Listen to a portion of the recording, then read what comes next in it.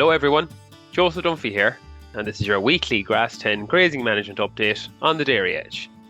Your pasture-based figures for the week are the average farm cover, 714 kilos of dry matter per hectare, the cover per livestock unit, 221 kilos of dry matter per hectare, growth rates are at 54 kilos of dry matter per hectare, and demand is sitting around 50 kilos of dry matter per hectare. Pre-grazing yield is 1560 kilos of dry matter per hectare, and the diet is roughly consistent of 15 kilos of grass and 3.5 kilos of supplement. Dry matter percentages for the week are 17% in Athenry, County Galway, 17% in Oak Park, County Carlow, and 20% in Moore Park, County Cork. Your predicted grass growth, rainfall, and soil temperatures for the coming 7 days.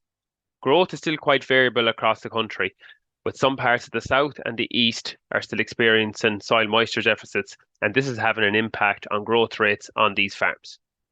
When we look at the predictions for the coming 7 days, there's large parts of the west and the north are growing quite strong, with between 65 and 70 kilos of dry matter per hectare growth expected. However, some parts of the south and the east that haven't received adequate rainfall are expected to grow in the region of between 40 and 50 kilos of dry matter per hectare. Soil temperatures are quite high for the coming 7 days at between 15 and 16 degrees, and rainfall amounts are quite low, apart from what is expected today, Thursday, with 10 to 15 millimetres of rain expected for the west and northwest, and single-digit figures expected for the south and the east. Your Grass 10 tips for the week. As we approach mid-August, it is important to assess where you are in terms of the autumn grazing targets. So for farmers that are stocked at 3 livestock units per hectare, the target is 250 kilos of dry matter per livestock unit and a 25-day rotation. And the targets for other stocking rates are in the Grass 10 newsletter this week. If you're not at 250 kilos of dry matter per livestock unit by the end of the week, you will need to take action by introducing supplement such as high-quality bale silage or reducing demand by removing surplus stock. This can be young stock removed off the milking platform to out farms, or alternatively completing a milk recording and removing high cell count cows, poor performers, or empty animals. Rotation length needs to be at 25 days now also to reutilise higher levels of fertiliser that have been spread on the farm during August. And again, it's vital to continue to walk the farm weekly to follow the autumn targets. This week, the 12th to the 19th of August, the Grass 10 social media page will be focusing on grazing infrastructure on farms. Areas to be covered include research updates, setting up infrastructure to suit your farm, and on-farm experiences. Follow us on Instagram and Twitter for stories, videos, and research updates to help you improve your infrastructure and maximise days at grass. And for your information, the Instagram handle is at teagasgrass10, and also the Twitter handle or X handle is at teagasgrass10.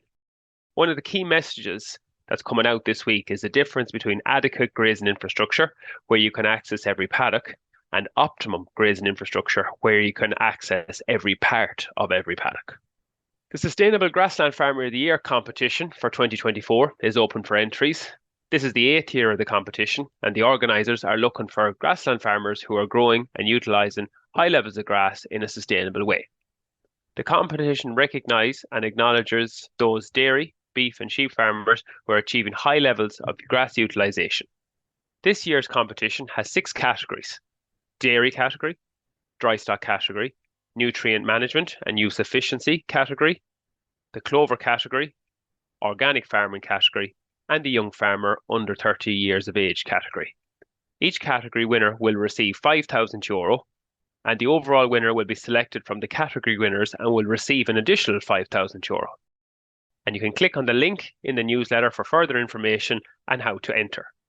If you're thinking of entering but are disappointed with how this year has gone so far on your farm, not to worry. The competition looks at performance over a 3 to 4 year period and not just 2024.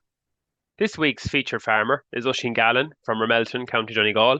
Oisín's average farm cover is 919 kilos of dry matter per hectare, and his cover per livestock unit is sitting at 258 kilos of dry matter per livestock unit. Growth is strong at 77 kilos of dry matter per hectare, and demand is 53 kilos of dry matter per hectare.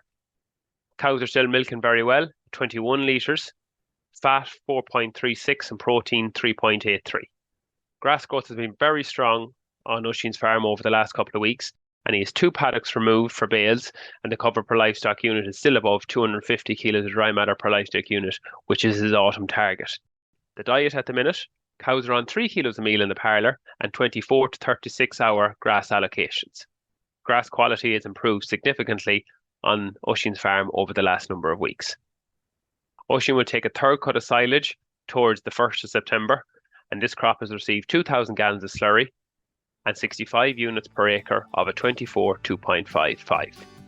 If you would like to hear more from the Grass 10 team, subscribe to the weekly Grass 10 newsletter, which is available on the Grass 10 page on the Teagasc public website, and the link to the newsletter is also available in the description of this podcast.